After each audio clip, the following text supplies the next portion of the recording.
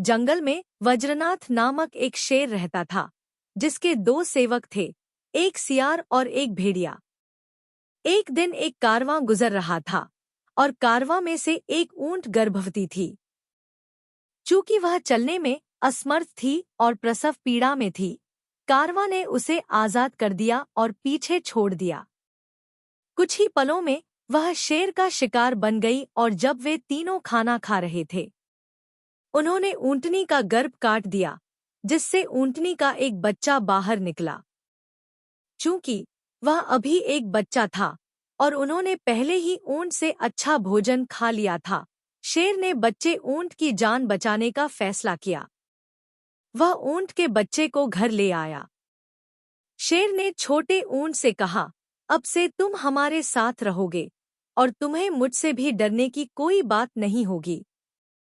मैं सबको बता दूंगा कि तुम मेरी सुरक्षा में हो और तुम निडर होकर घूम सकते हो और भोजन कर सकते हो, जंगल की हरी घास। तब से वे सुखपूर्वक रहने लगे।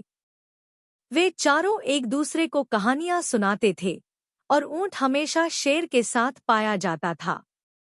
एक दिन शेर एक जंगली हाथी से लड़ाई के बाद बुरी तरह घायल होकर घर लौटा।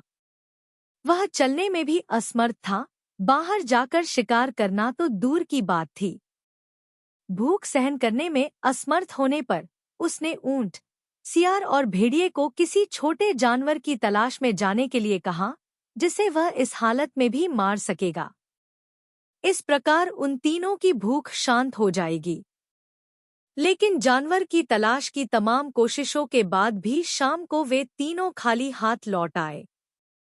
सियार भूख से परेशान होकर सोचने लगा, युवा ऊंट हमारे बीच में नहीं है और वह कई दिनों तक भोजन प्रदान कर पाएगा।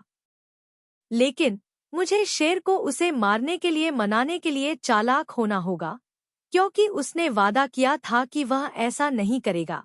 उसे नुकसान पहुंचाओ। उसने ऊंट से कहा, हमारा मालिक जल्द ही भूख से मर जाएगा और हम भी। मैं और भेड़िया भूख से मर जाएंगे और कोई अन्य जानवर आपका शिकार करेगा जब उन्हें पता चलेगा कि अब आपकी रक्षा करने वाला कोई नहीं है। मैं सुझाव है कि आपको स्वयं को शेर के सामने अर्पित कर देना चाहिए और हमें मरने से बचा लेना चाहिए। आपके बलिदान के लिए आपको इस जीवन में आपके पास जो शरीर है उससे दोगुने आकार के शरीर में पुनर्जन्म होगा। युवा ऊंट तुरंत सहमत हो गया। अगर शेर न होता तो मैं बहुत पहले ही मर गया होता। मुझे अपने बलिदान का 100 गुना इनाम मिलेगा और स्वर्ग में जगह मिलेगी। मैं अपना शरीर अर्पित करने के लिए सहमत हूँ। शाम को सियार ने शेर से कहा, अगर वह उसे मारकर खाएगा और खाने से पहले भगवान की पूजा करेगा तो अगले जन्म में ऊंट को दोगुने शरीर का आशीर्वाद मिलेगा। उन्होंने बताया कि ऊंट इस बलिदान के लिए अपना शरीर अर्पित करने को तैयार था। शेर को चालाक सियार की बात पर यकीन हो गया और वह मान गया। जैसे ही सियार उसे समझाने में सफल हुआ, वह युवा ऊंट पर झपटा और उसे फाड़ डाला। युवा ऊंट तुरंत मर गया। शेर को याद आया कि उसे युवा ऊंट के अगले जीवन के लिए खाने से पहले पूजा करनी होगी और उसने लौटते समय सियार और भेड़िए से उसके शव की रक्षा करने को कहा। फिर वह स्नान के लिए गया और देवताओं की पूजा की। जब शेर चला गया तो सियार ने सोचा, मैं शेर को कैसे मूर्ख बना सकता हूँ और पूरा ऊंट अपने लिए रख सकता हूँ। उसने एक योजना सोची और भेड़िए को पुकारा, अरे भेड़िया, मैं जानता हूँ कि तुम अब भूख बर्दाश्त नहीं कर पा रहे हो। ऊंट के मांस का एक कौर खाओ और मैं कहानी बनाकर शेर को मना लूंगा। सियार की बात पर विश्वास करके भेड़िया कुछ खाने लगा। तभी सियार ने चेताया, शेर आ रहा है, अब खाना बंद करो। जब शेर वापस आया तो भेड़िए ने खाना बंद कर दिया था। लेकिन शेर ने देखा कि उसका भोजन दूषित हो गया है। वह क्रोध में गरजा, ऐसा कैसे हो सकता है कि तुम दोनों द्वारा संरक्षित किए जाने के बावजूद मेरा भोजन दूषित हो गया। सियार ने भेड़िए को देखकर मुस्कुराते हुए कहा, मैंने तुम्हें खाना न खाने की सलाह दी थी, लेकिन तुमने नहीं सुना।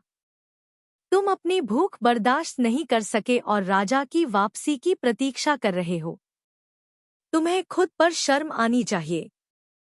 शेर ने भेड़िए के पंजे पर खून देखा और उस पर हमला कर दिया। भेड़िए को यह एहसास हुआ कि अगर वह नहीं भागा तो वह मर जाएगा।